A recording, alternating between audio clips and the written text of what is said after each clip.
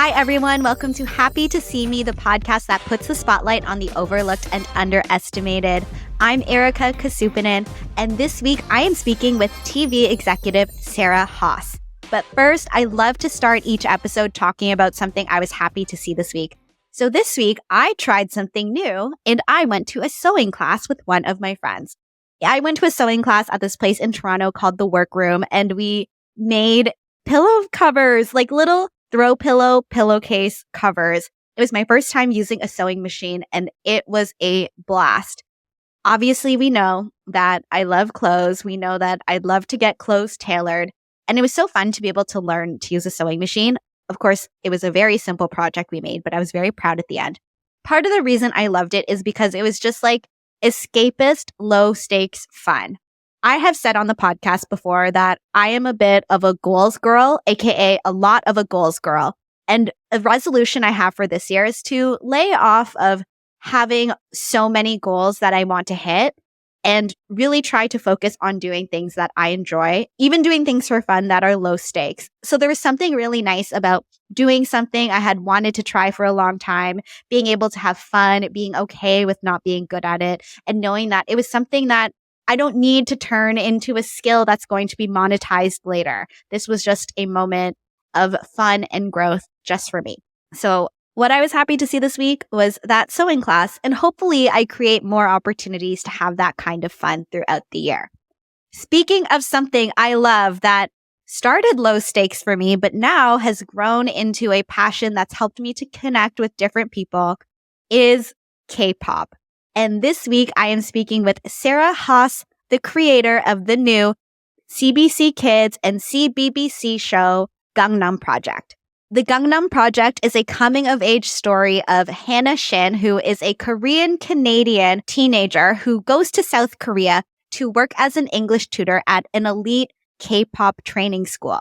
And then she ends up becoming a K-pop trainee herself. Sarah, the creator of the show, has been working in kids' TV for decades. She has worked for all of the major kids' TV networks in Canada, like Treehouse, YTV, Disney Channel Junior. And in this episode, we talk about why it's so important to bring this story to life for tweens. We talk about the feelings of not feeling Asian enough and then not feeling Canadian enough and not really knowing where you fit in. We also talk about why the feeling of acceptance is so important and why so many people are looking to feel accepted.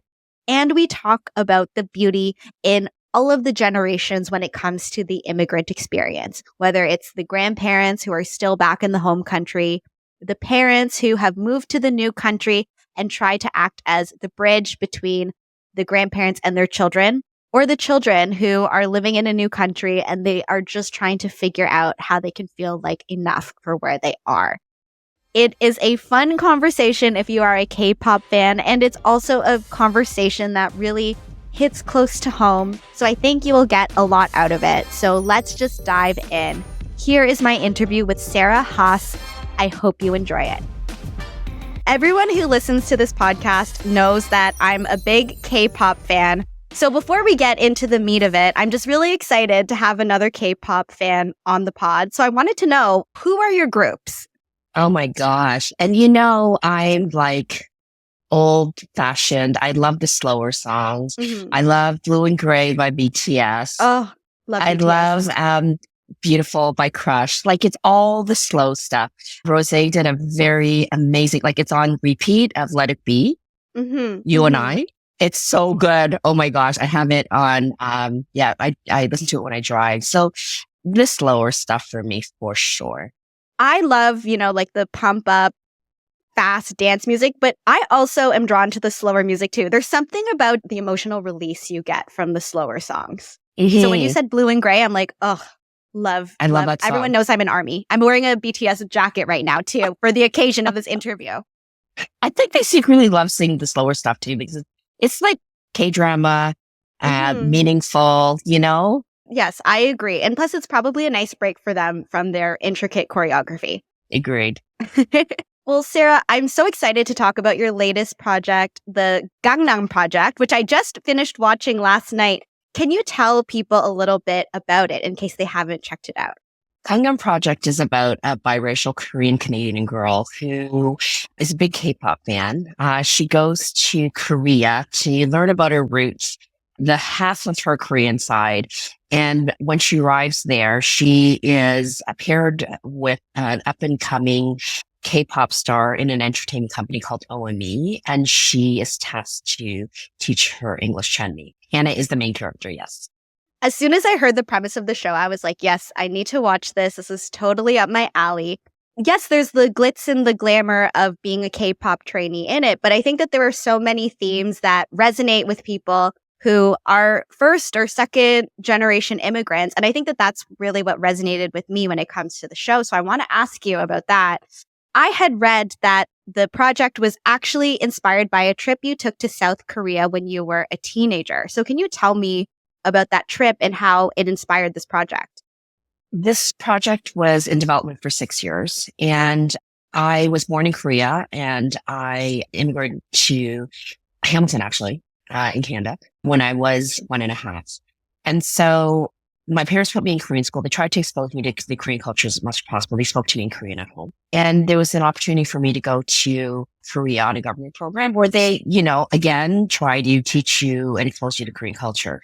And that was when I was 16. And when I got there, I had this vision that I would be accepted as like this Korean girl and no problems. But I was wrong. My family accepted me, loved me, but they felt like I was very westernized. So I wasn't 100% accepted as 100% Korean because I didn't speak the language as well. Different traditions and, characteristics were not the same. And so I was a little bit disenchanted. When I went back to Canada, I said, I'm going to write a book about this because it's relatable and it's an experience that I'd like to tell. And I love storytelling. And originally I wanted to be a journalist like Connie Chan. Anyway, that fell to the wayside. My first job out of school was at YTV, where I stayed for 15 years. And I thought it'd be great to make a series about this. And so I put this in development with CBC, or CBC had commissioned this as a development, but there was no hook for the target audience, which was like a tween audience. And that's how K-pop came into the fold. Yeah, to add a bit more of a storytelling vehicle. Yes. Yeah, I think this story is really about Hannah navigating her identity, and then the K-pop is the fun part of the show. And I really related to so much of the story. I remember when I was in high school being in, I think it was like a social studies class, and the teacher was talking about how immigrants don't always feel socially accepted within their home country or in their new country. And he was like, does anyone know why? And I was probably the only Asian student in the class. And I raised my hand and I'm like, oh, it's because you don't feel like you are Canadian enough to be in Canada, and you don't feel like you're Filipino enough or Asian enough or Korean enough for your home country. And he was like, yeah, that's right. He's like, have you ever felt like that? And in that moment, I was like, nope, I've never felt like that. And I'm like, oh, I wish that I was honest with myself. But I also feel like as a teenager, you don't want to make yourself feel more different when you're already different, and you don't want to feel that shame. So then watching the show, I thought it was awesome that Hannah's Korean and Canadian heritage was such an important part of the story. Why was it so important for you to make sure that it was central to the story? This was always rooted in authenticity. Hannah being biracial and not fully identifying with one or the other, or still young, trying to carve out an identity at that age. I think that was the catalyst of telling the story about being half one culture, half other. And my children are biracial as well. So I see their struggles. They come home, they're like, someone thought I was from Mexico, or, someone thought I was from this country and that country. And it's humorous, but at the same time, at the root of it, it's like, who are you? And at the end of the day, it's, the people I find want to pigeonhole you into a culture. So for me, people would say, where are you from? And I'm like, I'm from Canada. And they're like, no, where are you from? And it takes a few tries for me to say, okay, you want to know where I was born or my parents from. And so there is this tendency for society to say, I think you're from here. I think you're from there. And which doesn't make it any easier for you to carve out that identity. Oh, completely. I think especially in a country like Canada where it's still a relatively new country and so many people come from everywhere else. You want to make sense of the people around you by just putting them in a box, but it's hard because people don't necessarily fit into boxes. And something else that I loved about the show is that we see this family that has Korean heritage, but then each generation has such a different experience. So we see Hannah's grandmother, who is in South Korea. We see Hannah's father initially over the phone. He's in Toronto, and then later he comes to South Korea. And then Hannah, who is half Canadian, half Korean, and she is in Canada and then comes to South Korea. And we get to see the interplay between all of these different generations. So was there something specific about each generation's experience that you wanted to highlight in the story? You know, it's really funny because when my parents immigrated in 1975 from Korea to Canada, they brought those ideals with them. So they were stuck in a 1975 time warp. And I don't think people realize that actually happens. So when I met my husband, they had those ideals. But when I was in Korea, went back when I was 20, they're like, oh, do you have a boyfriend? I said, yes, but he's not Korean. They're like, okay. And my parents were really worried about what my relatives in Korea would think. But they were advancing in those years while my parents were still in 1975 ideals. So that's an interesting sort of an immigrant angle to what their outlook is. There are many differences between those generations of, you know, even in child rearing, even your outlook and how you really want to hold those traditions close to you and never lose them. So you'll see that in like the awkwardness when Hannah sees her grandmother. She gives her a big hug. That's what we do here. It's not so much the case, and I don't want to generalize because my family they're huggers. When they say, I love you, it's not typical of you know, Korean families, like outwardly show affection. I think those types of scenes are very telling, and they really tell the story that there is a difference between those cultures and each generation as you see them. Yeah, it's often the smaller details where the differences come out. I remember a scene that stuck out to me. Hannah brings boxed mac and cheese to her grandmother's house from Canada, and then they talk about whether or not Hannah's grandmother likes it. Was that an experience that was based on a real experience that you had? Yes, it was spaghetti with meat sauce. They didn't have jarred spaghetti when I went at that time. It's not something they have, but we wanted to expose them to what foods that we like in Canada. What happened was that we actually ended up bringing spaghetti sauce and went to the butcher and got ground beef and made it. And they loved it. At least they say they loved it. But with the kimchi, it was better. I believe it. Yesterday, I had pasta and I had kimchi. It just hits differently, right? We never lose ourselves in the fact that we will always have little hints of our culture and everything that we do on a daily basis. Yes, that's so beautifully said, because it's always going to permeate into what we do regardless. Even I remember doing an interview with Andrew Fung, and he was saying, oh, in terms of the wardrobe for the children in the show, you know that the parents who are first generation immigrants will expect their children to be dressed a certain level of put together going to work. It's sometimes in the smaller details, in the smaller nuances where you get to see how the culture makes the influence. It's so interesting to see this on screen because growing up, I still remember being frustrated and having so many fights with my parents about how often I can go out with my friends because the way that we do it in Canada is different in the Philippines. And I didn't really see that experience on screen or anything growing up. Were you able to, either growing up or in your adulthood, see this idea of being caught between generations on screen in a meaningful way before this? Not really. That's why I was so determined to get this on screen. Because, and it's funny that you mentioned you're Filipino, my co-showrunner is Filipino. And a lot of the things that I felt, he felt as well. You don't have to be at a certain culture. I don't remember seeing any of this at these type of shows. And that's for a number of reasons. I don't think this show could have been made 5-6 years ago. It's a fully diverse cast. I would say 95% Korean cast. I don't think our audience was ready for it at that time, but now there's a certain expectation that if you tell a diverse story, the creative people behind that storytelling needs to be diverse as well. Because it's just the little things that you don't realize that matter a lot in storytelling. I'm glad that we're able to tell the story, and I wish there was more like this that wasn't over the top and not rooted in authenticity. It's so interesting that you say you couldn't make this story 6 years ago, and then now the public is ready for it. What do you think changed over the last few years to allow people to be ready to receive the story? I think there's a couple of things. Actually, I think the intrigue behind Korea has been huge as of late with, Parasite and, there's Rice Boy Sleeps, which is more local, but the intrigue of Korea is huge. And, Netflix committing, I think, $1 billion to Korean programming. And I think that's a factor. The other factor is the resources that are available. So there's a lot more funding that's available for diverse projects.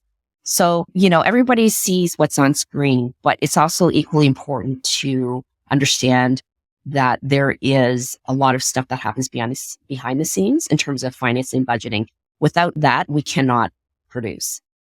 So I think it's a combination of interest behind diverse shows, the more resources that are provided to us to make these shows. With that combination, I think you're seeing a lot more of that type of program.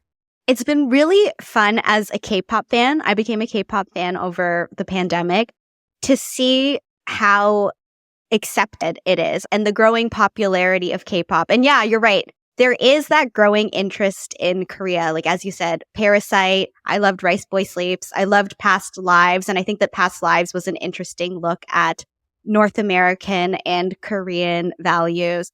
And then even with skincare, like I have snail mucin on my face right now. I made myself tteokbokki for dinner last night. Like, I am a big K-pop fan, big BTS fan, as people know.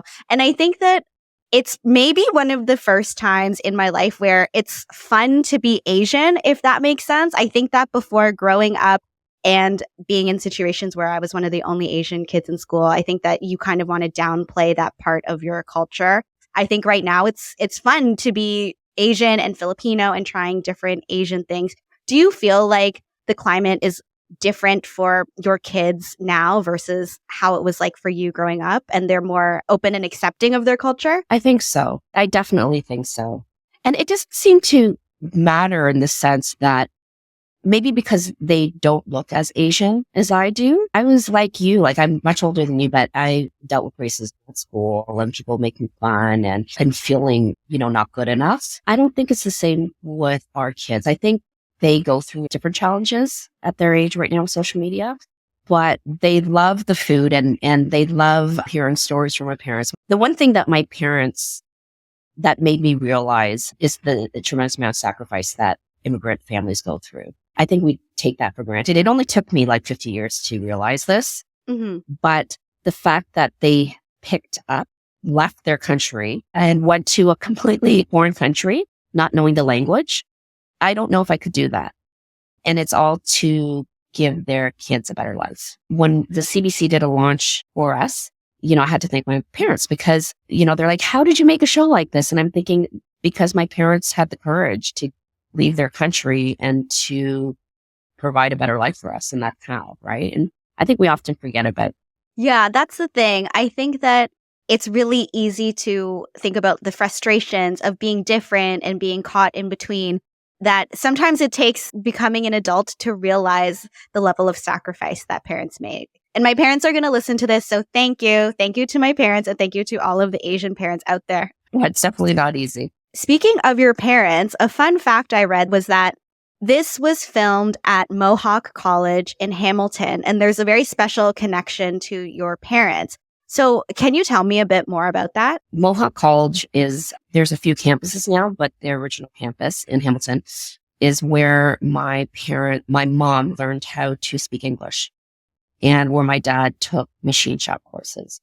And so it did come full circle for us. I saw pictures of my mom with, foreigners in her class. So, again, my mom was gung-ho. She was determined to learn how to speak English, and must have not been easy. So that place that we filmed does hold a special place in my heart for sure. How did your family of all the generations respond to the show? So my family I think they're so proud. Their sacrifice, and you know how Asian parents are, right? Their sacrifice paid off. Yeah. The fact that I created a series, and I shouldn't say it does take a village, that we created a series that represents Korean culture and storytelling is really something that they're extremely proud of and happy. It's hard work, obviously. And, hard work pays off other people's hard work. So they're really thrilled that we can tell the story. Oh, that's so beautiful. Yeah, I can relate. My dad is a very stoic man. And when I was on Survivor, there was an episode where I'm just crying. I'm telling the story of being an immigrant to Canada, talking about all their sacrifice. And before this was not something that myself or my siblings or my family talked about openly. So for months after I finished the show, waiting for the episode to air, I was so scared. I was like, oh my gosh, I've probably embarrassed my family by talking about all the shame that they had.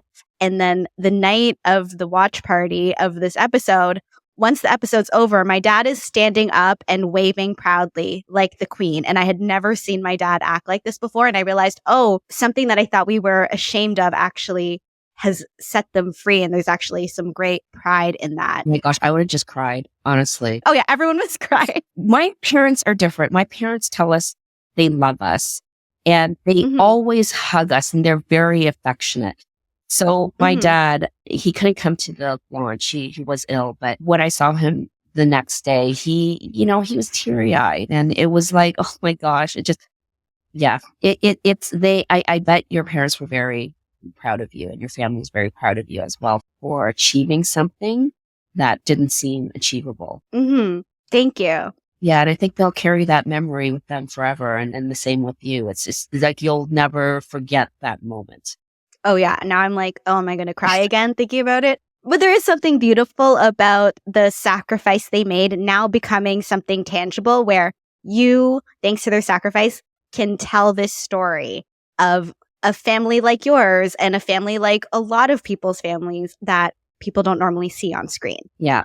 Now that you're a parent and you have biracial children, do you feel this responsibility to act as the bridge between your children and your South Korean culture? When they're younger, we had no choice. My parents just put us in Korean school because we were latchkey kids. They didn't know what to do with us in the summer. They're like, you're going to go to Korean school. And it was like, oh, gosh, I can't believe I had to do this. I am so glad they put me in Korean school. And I'm like, I'm going to do this for my kid. I'm like, you're going to go to Korean school. And it's like, they're in hockey, they're in dance, they're in this and that. And this would just take up another Sunday afternoon. And I'm sad because I didn't push them to do it. But now that they're older, my son's like, I really wish you put me in Korean school. But it's too late. It's not too late. I mean, one of our characters, the Moria, who plays Rook, he's our only non-Korean our main cast. He went to Korea and learned how to speak Korean. And to me, that's like fascinating. You'll see a lot of people who do this, who are on TikTok, who make Korean food and who know how to speak an Asian language or many Asian languages. And I find it so fascinating. And as a parent, I mean, I hope to act as a bridge, but I think my parents do that too. I think that my parents try to teach them words here and there. I think initially they were resistant to me marrying someone who's non-Korean. But when the kids came, and even before the kids came, they were afraid about communicating, not being able to communicate. It was a big thing. And now it's just, they speak Korean to him and they know he can't speak Korean. And it's because they're so comfortable with him and they just don't see him as a non-Korean anymore. And even with the kids. And I don't know if we need a bridge. I think it's already there, strangely enough. Right? It's not necessary anymore. They just they love them and they're connected to them without needing that sort of bridge there. Yeah. It just, everybody is able to figure out how to adapt. And even their relationship with the culture, it's going to be so specific to your family, right? They don't have to do everything perfectly traditionally Korean as long as it works within your family. and you're able to build that culture within your family. It's funny because my co-showrunner, Romeo Candido, he used to be in a Filipino boy band. Oh, I love that. And what I love about him is that he is so fiercely, I don't know what the word is. He loves his diversity. And Romeo, like I, want to tell the world about our stories and how important it is for us to be able to tell diverse stories. So even though he's Filipino, we share that same sort of a background, and it was seamless for us. Like, it doesn't matter which culture you're from, but if you share that, it just makes our job so much easier. Yeah, there was one scene that really stuck out to me. And as an ARMY, as I've said many times in this interview, and I've said many times on my podcast, everyone knows that I'm a huge fan of BTS. So in the one scene, Hannah is talking to her grandma about going to a BTS concert. And as she's telling the story of going to this concert, I'm tearing up because she's talking about how it's this moment where she felt like she belonged. And I'm like, I've also cried at a BTS concert, and I get it.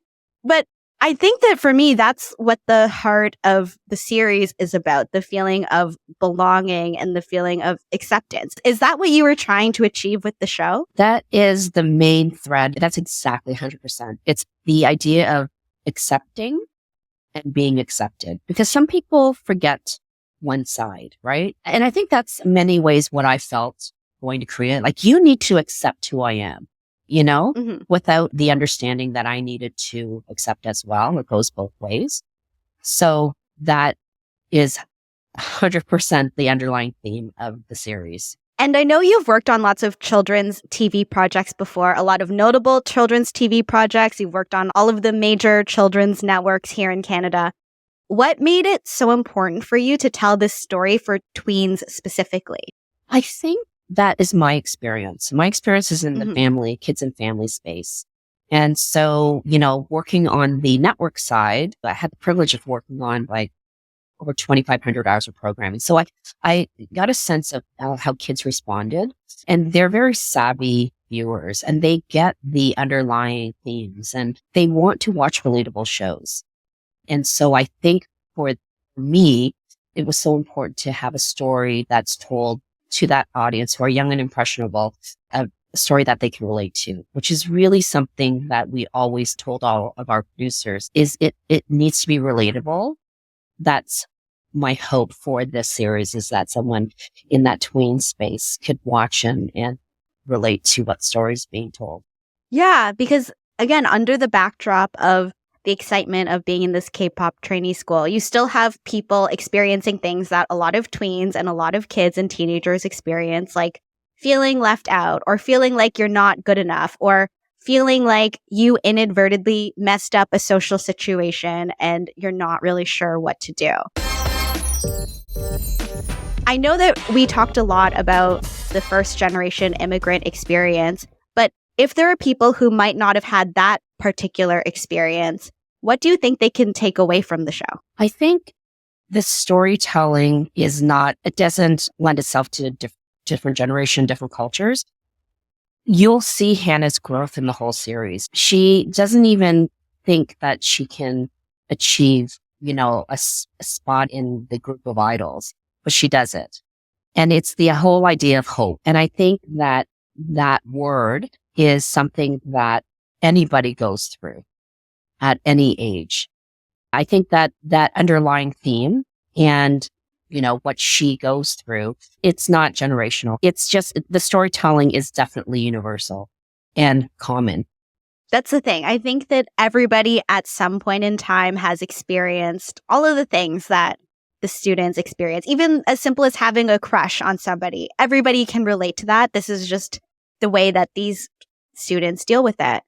The show has such a young and vibrant and talented cast. First they're acting, and then you see them all performing. So it's so much fun to watch them. Being with all of these young people, did you learn anything from them when you were putting the show together? It made me feel a lot older. I'm telling you, honestly, like just the way they talk, they always felt like they could include us in everything. And they still to this day FaceTime us. And I just visited a couple of actors a couple of weeks ago. they just are, special bunch of kids. It does make us feel a little bit out of their scope, but it was very harmonious. I mean, I think the first day of shooting, one of the actors came up to me and she was like tearing up and she said, "Thank you for telling my story." And I just knew it's not my story. It's a lot of people's story. And the fact that I would say the majority of them didn't have any acting experience, which is really good for me because that adds to the authenticity. Because often when I find in my experience is with kid actors, like, play this role, and the really, really rehearsed kids can do it. But in some cases, you lose that sense of authenticity. And you're not malleable anymore. They brought it. Like our lead, Julia, oh my gosh, she's a music and theater major at NYU. And she's so talented. And she really played that role. She's kind of like that. Like, she's just this superhero person. I found her by accident, actually. Yeah. I'll tell you the story because it's an interesting one. The criteria for our lead in Canada, because of funding, you have to have your first two leads Canadian. They had to sing, act, dance, be biracial, half Korean, half Canadian, and of a certain age, be able to pull off like a 17-year-old. No, that was like finding a needle in a haystack. And that casting was our most difficult thing of the series. And so we thought we found someone and we're like, okay, amazing. And then it didn't work out. And it just, how your gut, and you're creative. So how you have to go with your gut. Yeah. And I was in France of all places, and someone who I worked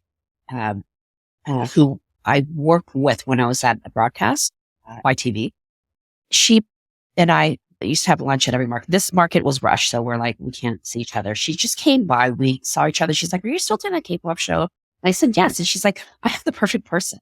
It's one of my best friend's daughter who goes to NYU." Wow. But she's in Rogue right now. And I'm like, okay. And so we needed to shoot. Like there wasn't any time. And she did an audition for us and she sang and we're like, she's it. So, it like all came together. And that series, if we didn't have the proper lead, it wouldn't have been outcome that it is right now. And even with August Rigo, who is our composer, who actually composes for K-pop bands like BTS and Justin Bieber, without him, that music wouldn't have been the same. So all these different parts that came together, it was just fate.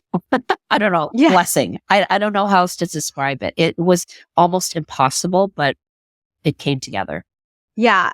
That is incredible. I mean, I always believe in the timing. And if this show was made 6 years ago when you originally started developing it, you wouldn't have had the exact same team. You wouldn't have the same cast. So it really came together perfectly for this moment. Yeah, we're so thankful for that. And the fact that we tried to involve as many Korean people as possible. We had a wonderful Korean director, female director. My gosh, amazing. Our choreographer is Korean. And so, we had a Korean writer in the room. So those things are meaningful because they have a story to tell as well. And so it just made it so much more authentic and rooted in authenticity for sure. Was there a scene or an episode that you were particularly proud of? I mean, I know you can't choose between your babies, but for the sake of the conversation, was there one that you were really proud of? Yes. Well, I'm proud of all the episodes, of course. I think in terms of maybe not proud, but the most meaningful is, and I'm going to forget the episode. I think it's 107 or 108. And it's when Harmony and Hannah's father, Day, they reconcile because, he left because she wouldn't accept his now wife, who's not Korean. And they never forgave each other in all those years. So Hannah being like 16, 17, they never forgave each other. So when she's in the hospital and they have a blowout and he comes back and they forgave each other and sang together, the whole cast and crew were crying. My God. I was crying. And whenever I watch that episode, it makes me cry because it's some of it's personal experience, but that was the moment when you kind of breathe a sigh of relief that, all is forgiven and we're going to move on. Oh my gosh, yeah, that was such an emotional one too, because it's like, it of course deals with the different generations, and then it also deals with the feeling of regret and, oh, is it too late? Should I have done something differently? Do I have the time to change something? So yes, I remember that one being a really meaty one too. I mean, I don't know about your family, but there are instances where before passing that not all is forgiven. And it's tragic to me because you miss that opportunity to be at peace. I think for us, the I love yous and I'm sorry and what can I do to help you? And, living in the moment it's very important as we live our lives. Oh my gosh, now I feel so emotional from remembering that episode. I'm glad. In a way, I'm glad. It's funny because it's a K-pop series, but it's much more than that. I think if it wasn't deeply rooted in storytelling and meaningful storytelling, I don't think that K-pop would change that, Like it has to come from a meaningful place in order for others to be able to connect. Yes. I remember when I first heard about the show, I was excited because I'm a K-pop fan, and everything that I had heard about the K-pop trainee system is that it's relentless, it's competitive, it's so challenging. And then to see the show, yes, there are elements of the trainees being competitive with each other, but really it's about watching them navigating their own relationships and watching them trying to figure out their own identity and their worth. And the K-pop part is just a fun element to it, but it's really about watching these teenagers trying to figure out their place in the world. We don't know if there's a season 2 yet, right? But where could you see season 2 going? Oh, so many different directions. I mean, we leave off season 1 with the door slightly open with Sandra taking over OME. And we're always thinking of different storylines, right? I can't even give away anything at this point. Okay. I won't put you on the spot. You know what? Season 1 was definitely all about your dreams and can you achieve those dreams? And yes, they can. But, season 2 is now they're in a different stratosphere. They're idols now. And so it comes with a whole new set of issues, celebrations, and then you have the family. I mean, if you see the growth of Hannah from episode 1 to 10, you watch episode 1 and 10. It's the little things like the way she dresses and, the way she speaks, the way her confidence level is. I mean, that is our hope, is that our audience will see that growth, and it'll be the same for the second season. But now you're invested in these characters, hopefully, and you'll care about them. Any conflicts that they have, any heartache that they have will hit 10 times harder now that you invested. So I think without giving away too much, there's going to be it's K-drama light for us, right? Yes. So there's going to be a lot of conflict, a lot of drama within OME and potentially others. One of the pieces of dialogue from the last few minutes that stuck out, I think it was Supreme, but I'm not 100% sure, but I think it was Supreme. And he said, okay, and now the hard part starts. And then someone said, wait, everything was easy up until now? And I'm just like, oh, there's something interesting about the pursuit of dreams. And it's like, what happens when the dream is here? So I'm excited to hopefully see where it goes for season 2. Sarah, if people want to check out the Gangnam Project, where can they watch it? CBC, Gem. And if you live in the UK, BBC iPlayer. If anyone is listening in the States, we're working on that. Yeah. But it's funny with K-pop is that there are fans everywhere worldwide, which is great because we know that there'll be interest around the series. So hopefully, I know our sales team is working very hard to get this to worldwide audience. So hopefully in the next few months that it'll sell and be available to audiences worldwide. Amazing. We'll keep our fingers crossed and hopefully more people can have the chance to take in this amazing series. And do you have anything else that you want to promote, or if people want to follow you on social media? Well, our social media is Gangnam Project Official. It's Gangnam Project Official. We have some nice tidbits in there of our characters. And, I have to say that what you think will not go viral. I don't know if you remember the kimchi scene in episode 1. Yes. Where Hannah's like, my mom makes really great kimchi and yours is almost, and she says to Harmony, yours is almost good as mom's. And she just like phrases, huh? What? on CBC Gem on TikTok has 1.8 million views. Wow.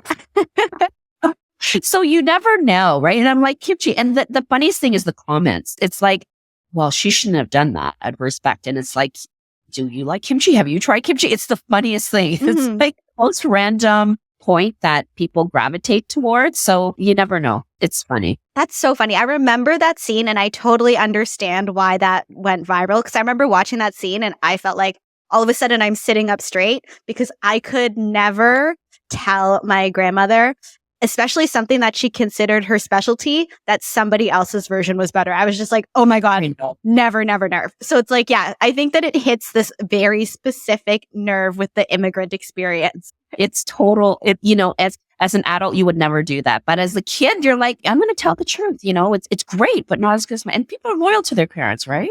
But culturally, you would never do that. No, never. I think if I was a kid, I had a talking to if I was to ever say something like that. Oh, definitely. I would too. 100%. Sarah, thank you so much for taking the time to chat with me today. And I hope everybody has the chance to check out the series. And I am excited for a hopeful season 2. Thank you. Thank you so much, Sarah, for being on the podcast. There is something that is so healing about speaking to somebody who had a similar experience and can validate that you're not crazy when you feel these feelings as an immigrant or even as somebody who wants to feel understood and accepted. And I really do recommend if you have any tweens or kids in your life, get them to check out the Gangnam Project. Now, I love to end each episode by answering a listener question. And today's question is so on theme and it's a very simple answer. So the question is, would you ever interview a K-pop idol? And yes, the answer is easily a yes. I would love to. If there is anybody who can get me connected with any K-pop idol, I would love to interview them. I know that, of course, there is a language barrier and my 580-day Duolingo streak can only get me so far. So I would probably have to start out with an English-speaking K-pop idol, but I would love to interview a K-pop idol one day. So I will put that out there. So thank you to the listener for asking that question. And thank you to all of you for tuning into this week's episode. If you haven't already, please subscribe, rate, and review the podcast wherever you get your podcasts.